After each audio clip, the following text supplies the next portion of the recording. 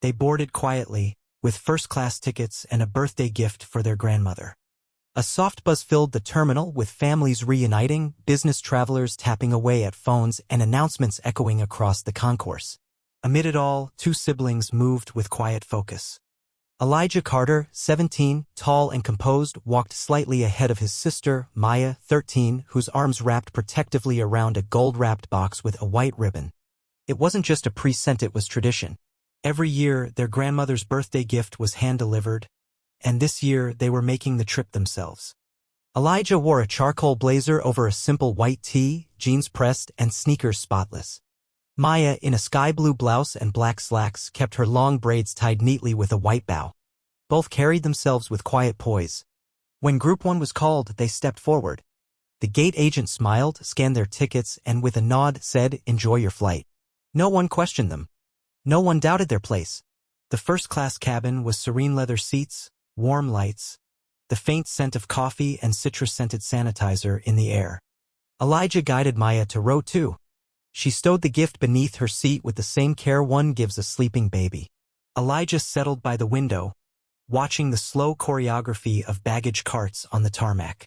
Everything felt routine. Until it didn't. "Excuse me," a clipped voice said from above. Elijah looked up to see a flight attendant, tall and blonde, mid-40s, uniform crisp, name tag reading MS. Hastings. Her eyes flicked quickly between the two. "Are you sure you're in the right place?" she asked. Elijah blinked. "Yes, ma'am," he said, polite but firm. "Seats 2A and 2B. First class." "I need to see your boarding passes," she said, tone sharpened. He handed them over. She studied the tickets like she expected them to dissolve under scrutiny. But the names and seats were correct. She handed them back stiffly. "Just checking." Maya didn't look up. She gripped her gift box tighter. The quiet resumed. Engines began their soft hum beneath the cabin floor. Overhead bins clicked shut. Then MS. Hastings returned. This time, no questions. No tickets. Just a command. "You'll need to move to the back." Elijah looked up again. Calm, not confrontational. "Why?" he asked. "We've already shown our passes." "There's been a change," she said, arms folded. "Those seats are needed." "For who?" She didn't answer.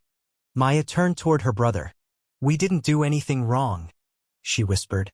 Elijah looked back at Hastings, his voice steady. "We're not moving unless the captain tells us to." Her face darkened. "If you don't comply, I'll call security." The cabin, once tranquil, stirred. Heads turned. A ripple of whispers moved like wind through wheat. Maya's eyes welled with tears, but she said nothing. She pulled out her phone and began typing. Elijah didn't stop her. He didn't raise his voice. He didn't move. MS. Hastings spun on her heel and stormed toward the front of the plane. Elijah sat still. Maya leaned into him. "You think it'll work?" she whispered. "It'll work," he replied. Up front, Hastings snatched the intercom. "Captain, we have a problem in first class. 2 passengers refusing to move. Requesting ground security." There was a pause. Then, not the captain's voice but something else. "This is Thomas Carter. Would you like to repeat what you just said?" The intercom crackled into silence. Hastings froze. Her face paled. She slowly turned and looked down the aisle. Elijah met her gaze, expression unreadable. Maya beside him sat still, hands wrapped around the gold box. Passengers were murmuring now. Some leaned forward. "Carter?" someone whispered. "As in that Carter?" Everyone in the airline knew the name Thomas Carter. Not just a founder. Not just a board member. The man who helped build the airline from the ground up. The man who didn't make suggestions, she made decisions. Hastings backed away from the phone, eyes darting. The cockpit door opened. Captain Monroe, silver hair and calm presence, stepped into the cabin. He walked past the rows, stopped beside Hastings. "You said there was a seating issue," he said low. "You didn't say it involved the Carter family." She opened her mouth. No sound came out. The captain turned to Elijah and Maya. "I apologize for the disruption," he said with a respectful nod. Elijah nodded back. "We're fine, sir." "Thank you." Captain Monroe turned again. "MS." Hastings returned to the galley. "I'll speak with you shortly." She hesitated. "Now." She walked down the aisle under a storm of eyes, cheeks drained of color. Whispers followed her. She's in trouble. You don't mess with the Carters. In row 2, Maya whispered, do you think she knew who Uncle Thomas was? Not until now. Up front, the intercom buzzed again. This is Thomas Carter. Until further notice, this flight is delayed. Ground operations have been notified. The crew member involved in the incident is to be removed from duty immediately. A gasp echoed. Phones emerged. Passengers began pretending to scroll, recording quietly. Hastings stood in the galley, legs trembling. She had worked 12 years for the overnight flights, medical emergencies, flight delays. Never a write-up. She'd always believed control was her armor. Until now. A junior attendant handed her the cabin phone. The captain wants to see you. She walked to the cockpit, face pale. Inside, the regional manager appeared on a screen. MS. Hastings. He began. You've been named in a report by Mr. Carter for harassing and attempting to relocate 2 first-class passengers. Effective immediately, you are suspended. Upon landing, you will be escorted to admin for review. 2 didn't know who they were, she stammered. That's the problem, the manager said. You didn't need to know. If you don't comply, Captain Monroe added, security will meet us at the gate. She sat in stunned silence. Back in row 2, Maya clutched the box. Do you think they're really going to remove her? Elijah nodded. Uncle Thomas doesn't bluff. The plane remained grounded. At the back, Hastings sat in the jump seat, stripped of her badge and rank. Her uniform felt like a costume now. She looked down at her trembling hands.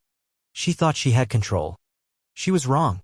From the front, the captain's voice echoed again.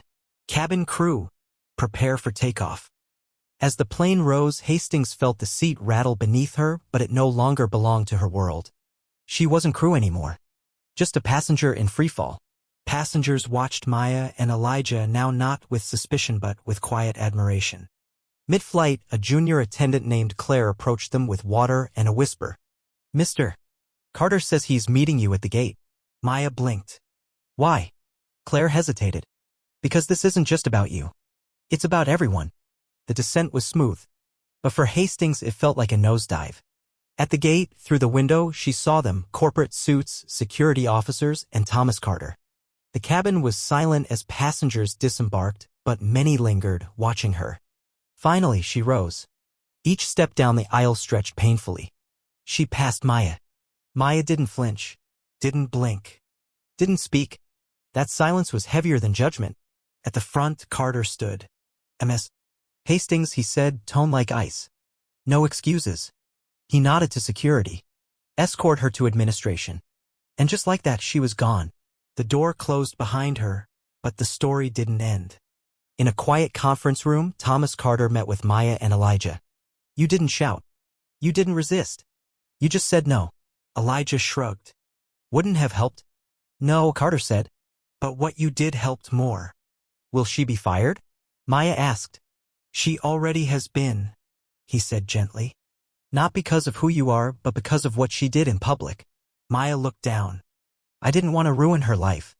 She made her own choices, Carter replied. You just revealed them. The airline later released a statement. No vague language. No sugarcoating. Just truth. We will not tolerate behavior that diminishes the worth of any individual. Respect is not optional. It is policy. No names were mentioned, but everyone knew.